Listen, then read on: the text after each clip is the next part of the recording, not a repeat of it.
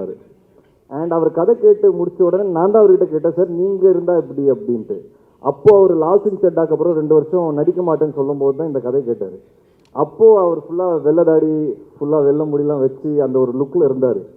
So அதனால் அவர்கிட்ட கேட்கும்போது அவர் கரெக்ட், எனக்கும் அப்படி தான் தோணுச்சு கதை கேட்கும்போது. அங்கேருந்து ஒரு ஜேர்னி ஆரம்பிச்சிச்சு.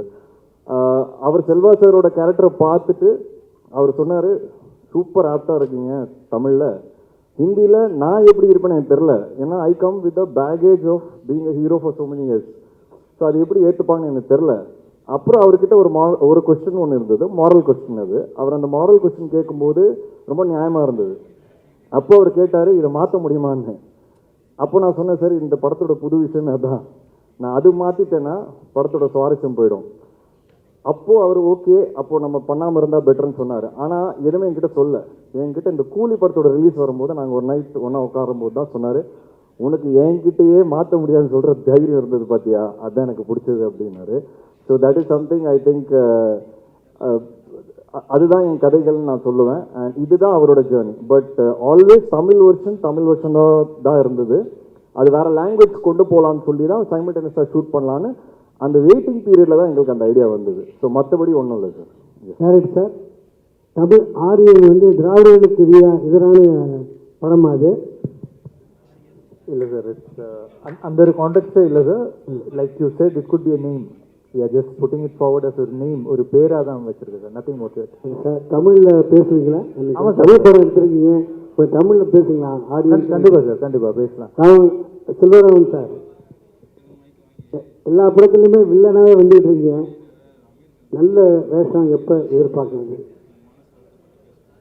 இதில் என்ன வில்லன், இதில் என்ன, இது எல்லாம் கேரக்டர்ஸ் தான்.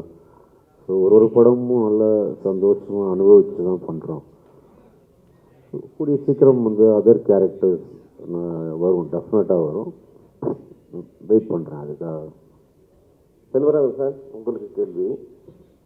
ஒரு டைரக்டர் பேரை பார்த்து தேட்டருக்கு வந்தாங்க ஆடியன்ஸ்.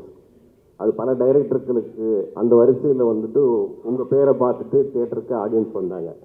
இப்போ நீங்கள் திடீர்னு வந்து நடிகராகிட்டதுனால சொகுசாக வந்துட்டு நடிச்சுட்டு போயிடலான்ட்டு நினச்சி அந்த கிரியேட்டர் உங்களுக்குள்ளே இருக்கிறவர் இருக்காரா, இல்லை அவர் வந்து ஓய்வு எடுத்துட்டு நடிகராக மாறிட்டாரா, முழு நேரம் நடிகரா? எப்பவுமே டைரக்டர் தாங்க. ஆக்டிங்கிறது ஓகே. ஃபஸ்ட்டு சாணிக்காயுதம் ரொம்ப ஃபோர்ஸ் பண்ணி என் ஃப்ரெண்டு ஒரு டைரக்டர் எல்லாம் பண்ணதால தான் நான் பண்ணே தவிர, ப்ளஸ் எனக்கு ஒரு கேள்வி இருந்துகிட்டே இருந்தது, ஒரு ஆக்டிங் கஷ்டமா இல்லை டைரக்டிங் கஷ்டமா அப்படின்ட்டு. கொஞ்சம் பார்க்கலாம், நடித்து பார்த்தா தான் தெரியும் போல இருக்குது அப்படின்னு பார்த்தோன்னே ஒரு 5-6 நாள் ஷூட்டிங் கழிச்சு, அட கடவுள், ஆக்டிங்னா இவ்வளோ ரெஸ்பான்சிபிலிட்டிஸ் இருக்கா, கையை பார்த்துக்கணும், காலை பார்த்துக்கணும், மூஞ்சியை பார்த்துக்கணும், அங்கே பார்த்துக்கணும், இங்கே பார்த்துக்கணும், நம்ம பாட்டுக்கு ஒரு திரிஞ்சு நம்ம ஒரு படம் எடுக்கிறது வேறு. பட் ஆக்டிங்லாம் அப்படி வந்து பட்டிட முடியாது. ஸோ ரொம்ப யோசித்து அதெல்லாம் பண்ணணும் வந்து. ஸோ கிடைச்சது ரொம்ப சந்தோஷம். விஷ்ணுசா சார், நீங்கள் இந்த போலீஸ் அதிகாரி கேரக்டர் பண்ணுறீங்களா, அது யாரை முன்னோட்டமாக வச்சுட்டு பண்ணுறீங்க, யாரை முன்மாதிரியாக எடுத்துக்கிட்டு பண்ணுறீங்க?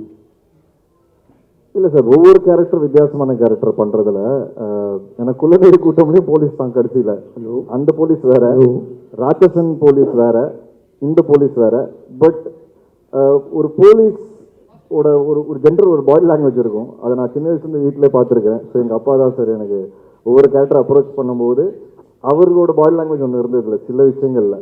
எல்லா படங்களில் எல்லா இடத்துலையும் அப்ளை பண்ண முடியாது. அண்ட் அப்பா கிட்ட டிஸ்கஸ் பண்ணுவேன், இந்த மாதிரி ஒரு கேஸ் இருந்தால் நீங்கள் என்ன பண்ணுவீங்க.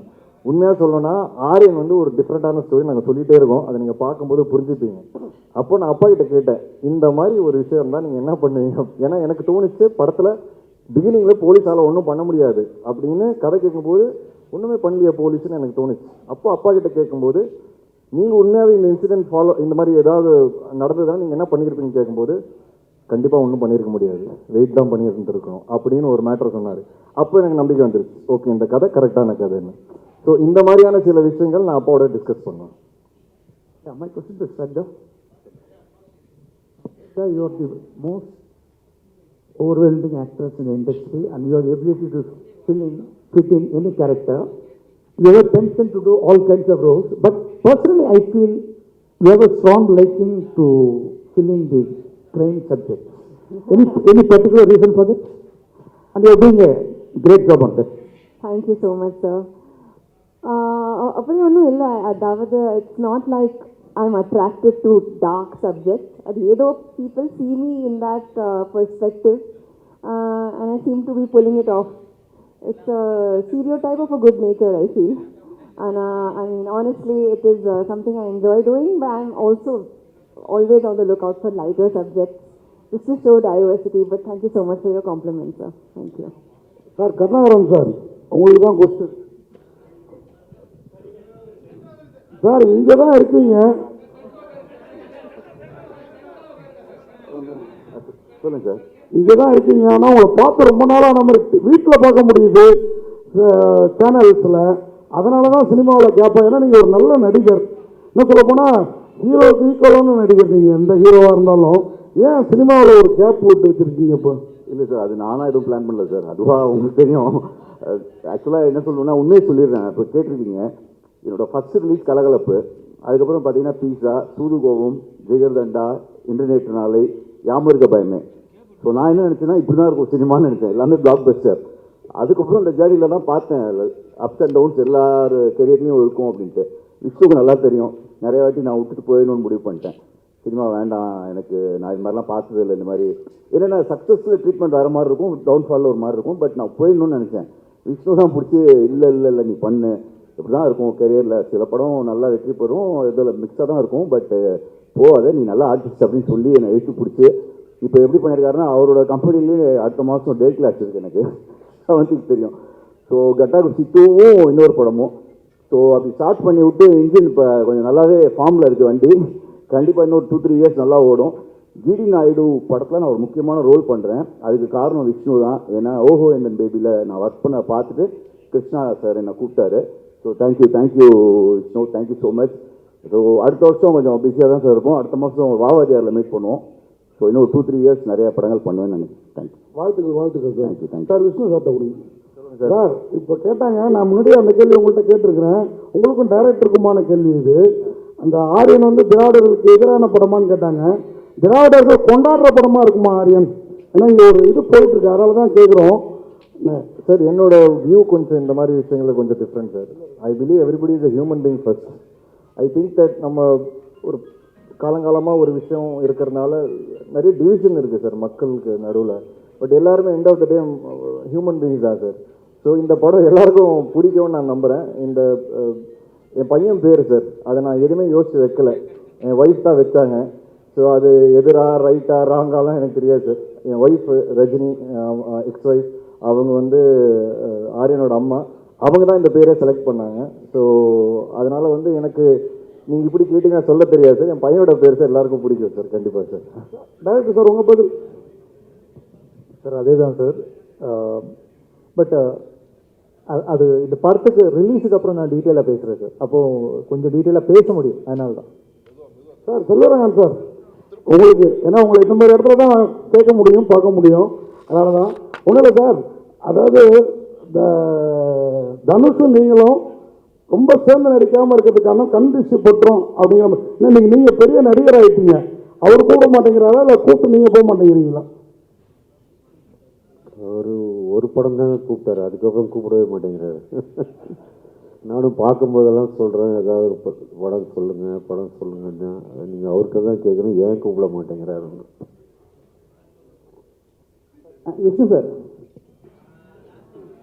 சார் இப்போ முத்த காட்சிகள் வேணான்னு சொன்னீங்க, அதுக்கு நீங்கள் ஒத்துக்கிறீங்க. ஆனால் வந்து ஒரு நல்ல ஒரு ஹீரோயின் வந்து முத்த காட்சி வேணும்னு சொன்னால் ஒரு ஆக்டர் வந்தால் மாற்றிடுவாங்க. நீங்கள் ஏன் அது மாற்றலை, என்ன பண்ணீங்க? முத்த காட்சிகள் வேணான்னு சொன்னோன்னே நீங்கள் ஒத்துக்கிட்டீங்க, அவங்க ஒரு புது ஹீரோயினுக்காக. இப்போ நீங்களே வந்து ஒரு டேரக்டர் வந்து முத்த காட்சி கம்பல்சரி வைக்கணும் ஒரு நல்ல ஹீரோயின் சொல்லும் போது அவங்க வேணான்னு சொன்னால் நீங்கள் என்ன ரியாக்ட் பண்ணியிருப்பீங்க? இல்லை சார், இந்த டைமில் வந்து நான் டைரக்டர்கிட்ட பேசிக்கோங்கன்னு சொல்லியிருப்பேன். இதில் என்னென்னா சார், இதுக்கு ஒரு சில படங்களுக்கு ஒரு சில விஷயங்கள் தேவைப்படும் சார், சில விஷயம் கண்டிப்பாக தேவைப்படாது. அது ஒரு எக்ஸ்ட்ரா எலிமெண்ட் தான். இந்த படம் பொறுத்த வரைக்கும் எங்களுக்கு அது ஒரு எக்ஸ்ட்ரா எலிமெண்ட்டாக தான் இருந்தது தவிர்த்து இந்த படம் அது இருந்தால் தான் ஓடும், இல்லை அது இருந்தால் தான் ஒரு ரிலேஷன்ஷிப்பை சொல்ல முடியுங்கிறது கிடையாது. அதனால் அதை நானும் டைரக்டர் ஸ்பாட்லேயே பேசிட்டு டிசைட் பண்ணி இதுக்கப்புறம் அப்படி ஷூட் பண்ண வேணாம்னு நாங்கள் டிசைட் பண்ணோம். ஏன்னா அவங்களோட கரியர் கிராஃப்னு ஒன்று இருக்குது சார். அந்த கரியர் கிராஃப் அவங்களுக்கு நான் என்ன ஆசைப்படுவேன்னா சார், நம்ம படங்கள் எல்லாருமே வளரணும்னு தான் ஆசைப்படுவேன். ஸோ அந்த ஒரு விஷயம் தூக்குறதுனால அவங்க வளர போகிறாங்கன்னா ஃப்யூச்சரில் அவங்களுக்கு வேறு விதமான கேரக்டர்ஸ் வரும் அப்படின்னா அந்த ஒரு சின்ன விஷயம் பண்ணுறதுல தப்பே கிடையாது. பட் அது கண்டிப்பாக படத்துக்கு முக்கியம் அப்படின்னா நான் கண்டிப்பாக டைரக்டர் கிட்ட பேசிக்கணும்னு சொல்லியிருப்பேன் சார். நாட் ப்ராஜெக்ஷன் புரியுது ஸ்ட்ராட்டஜி. ஆனால் குழந்தையோட வந்து அரெஸ்ட் பண்ணி உங்களை கூட்டு வராங்க, அது என்ன ஸ்ட்ராட்டஜி? இல்லை சார், ஸ்ட்ராட்டஜி ஒன்றும் கிடையாது. எனக்கு வந்து என் பையன் இந்த ஃபங்க்ஷனுக்கு வரணும்னு ஆசை சார், அவ்வளோதான். ஸோ அவர் எப்படி வந்தால் நல்லா இருக்கும்னு யோசித்தேன். அவர் பேரில் படம் பண்ணுறேன். ஸோ அவர் என்னை அரெஸ்ட் பண்ணி கொண்டு வந்தால் நல்லா இருக்கும்னு நினச்சேன். நான் இந்த படம் மட்டும் ஓடலன்னு உன்னை சாவடிச்சிருங்கிற அளவுக்கு தான் அதோட இன்டெரக்ட் மீனிங். அதனால் ஒரு போலீஸாக கூப்பிட்டு வந்தேன். என் சின்ன வயசில் என்கிட்ட ஒரு ஃபோட்டோ இருக்குது. எங்கள் அப்பா போலீஸ் ட்ரெஸ் போட்டிருப்பாரு, நான் ஒரு சின்ன வயசு போலீஸ் ட்ரெஸ் போட்டிருப்பேன். அதே ஃபோட்டோ வந்து இன்றைக்கி எடுக்கணும்னு ஆசைப்பட்றேன். என்னோட போலீஸ் ட்ரெஸ் மேலே இருக்குது, மேலே போய் அவர் இன்றைக்கி போட்டிருக்காரு. சேர்ந்து அதே மாதிரி ஒரு ஃபோட்டோ ரெப்ளிகேட் பண்ணணும்னு நான் ஆசைப்பட்றேன். அதனால் அவர் அந்த ட்ரெஸ்ஸில் கூப்பிட்டு வந்திருக்கேன். சார், அப்புறம் அமீர் கான் வந்து நீங்கள் பேசியிருக்கீங்க. அமீர் கான் வந்து தமிழில் நடித்த உடனே ஒரு கூலி படம் வந்து ஃபெயிலியர் ஆயிடுச்சு. அவரே சொல்லியிருக்காரு ஒரு இன்டர்வியூவில், என்னை இட்டு போயிட்டு வந்து வேஸ்ட் பண்ணிட்டாங்கன்ட்டு. உங்களுக்கு ஏதாவது சஜஷன் சொன்னாரா, இல்லை வந்து அதனால தான் வந்து கேன்சல் பண்ண தமிழில்? சார், அவர் அந்த மாதிரி ஒரு இன்டர்வியூ கொடுக்கவே இல்லைன்னு சொன்னார் சார். அந்த ஒரு இன்டர்வியூ நடுவில் வந்ததில்லை. அவர் எதிராக இன்டர்வியூ கொடுத்தாருன்னு அதோட ஃபோட்டோஸ் நான் எடுத்து அனுப்பிச்சேன் அவருக்கு. சரி, இந்த மாதிரி இங்கே எல்லாரும் பேசிகிட்டு இருக்காங்க, இல்லை நான் பேசவே இல்லை, அந்த மாதிரி நான் உடனே கிளியர் பண்ணிக்கிறேன்னு சொல்லி அவர் ஒரு ப்ரெஸ் ரிலீஸ் கொடுத்தாரு. அவர் வந்து பியோர் லவ் ஆஃப் ரஜினி சாருக்காக வந்து பண்ணியிருக்கிறாரு. அண்ட் அவர் ஹாப்பி தான். இப்போவும் வந்து நான் வந்து அங்கே நடித்ததுக்கு அந்த சீன் நான் ரஜினி சாருக்காக எக்ஸ்க்ளூசிவாக வந்து பண்ணியிருக்கிறேன். I am very happy. I have no nothing in my ஹார்ட்னு எனக்கு சொல்லியிருக்காரு. அண்ட் அது வெளியவும் சொல்லிட்டாரு அவர் அந்த நார்த் மீடியாவில். Hi, congratulations to the whole team. Super trailer. Thank you. Can I actually ask this question to the director? So this is about the inspiration for the story. Ideally, I should be asking both of you because both of you scripted it together. Can you throw a little more light on what sparked off the idea, the amount of time that went into writing the script, and how you came up with the whole concept? So the original idea was conceived probably 10 years ago. And at that time, the idea is a little unique. And we didn't know if it could be made into a film. And then we wrote a version of it. And then we were inspired from some of the incidents that has happened. There are some real life incidents that has happened which we have taken reference to. Again, the details which I'll be happy to discuss after the release because they are key to the film. And then the actual writing process took us, the discussions took us like 2 years, wherein like me and Manu, we are going back and forth. And the actual writing process took us like something around 3 months. So, and again, what has happened is in the 2 years or the 3 years that we have been working on, there are a lot of things that have changed. Like the way the films are made, the styles, the treatment, the things, the technology, all of it has changed. So in the November version, when we went for shoot, we had made updations regarding that. So that's how the process of writing has been. Sir, Vishnu Vishal சாருக்கு ஒரு கேள்வி. Sir, இங்கே sir.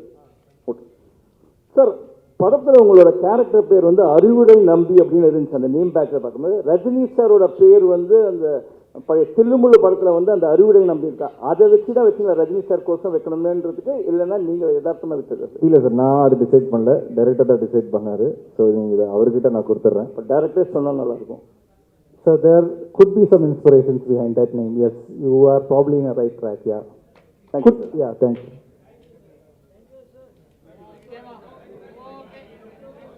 Thank you for அவர் sir ஏதோ கேட்குறாரு கடைசி.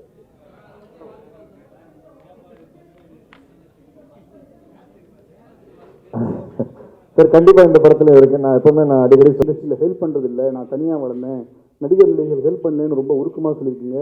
ஏன் help பண்ண மாட்டேங்காங்க, என்ன காரணம்? இப்போ யாராவது ஹெல்ப் பண்ணுறாங்களா? இல்லை சார், ஹெல்ப்னு இல்லை, என்னை ரெக்கக்னைஸ் பண்ணல அப்படின்னு எனக்கு ஒரு சின்ன வருத்தம் வந்தது சார். ஏன்னா என்னோட ஒவ்வொரு படமும் வந்து நான் ஒரு படமாக கன்வெர்ட் பண்ணுறதுக்கு 1 வருஷம் 2 வருஷம் ஆயிடுது சார். இப்போ கட்டா குஸ்தியே பார்த்தீங்கன்னா 6 ப்ரொடியூசர் மாறிடுச்சு. வேலைன்னு வந்துட்ட வெள்ளைக்காரன் 4 ப்ரொடியூசர் மாறிடுச்சு. எஃப்ஐஆர் இப்போ அவர் சொன்னார் பாருங்க, 3 ப்ரொடியூசர் மாறிடுச்சு. ராட்சசனுக்கு அப்புறம் எனக்கு 9 படம் ட்ராப் ஆச்சு. ஐ டோன்ட் டிசர்வ் ஆல் திஸ்ன்னு சொல்ல வரேன்.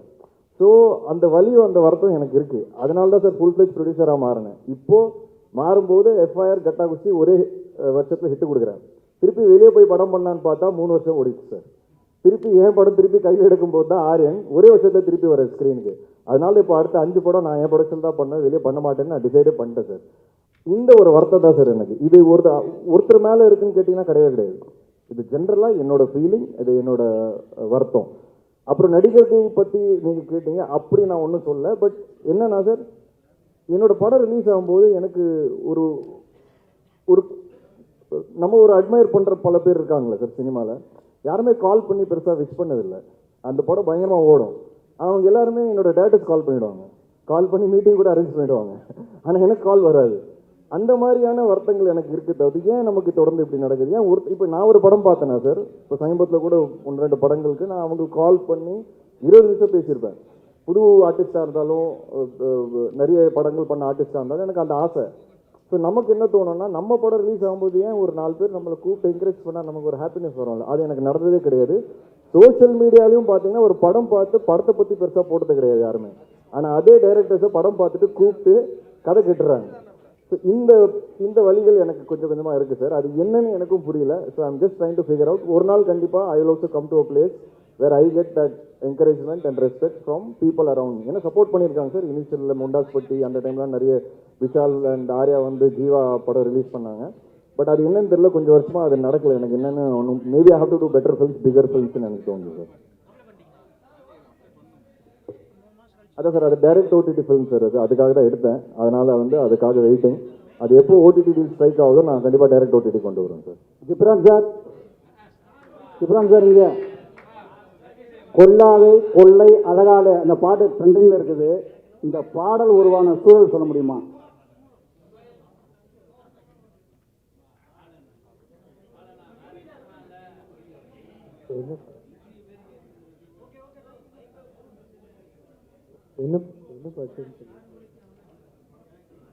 கொல்லாதே கொள்ளை அழகாலே பாட்டு ட்ரெண்டிங்கில் இருக்குது. இந்த பாடல் உருவான சூழல் பற்றி சொல்ல முடியுமா?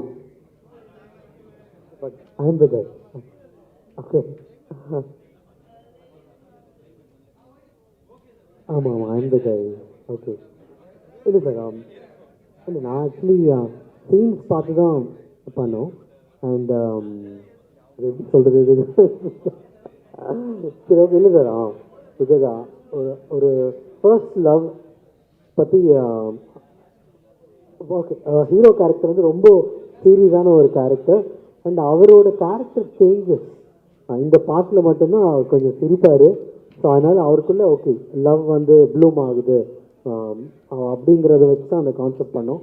ஸோ ஆக்சுவலி 2 ஆப்ஷன் கொடுத்தேன், 2மே எடுத்துக்கிட்டாங்க. அப்படி தான் வந்துச்சு. ரொம்ப நன்றி ஜிப்ரான் சார்.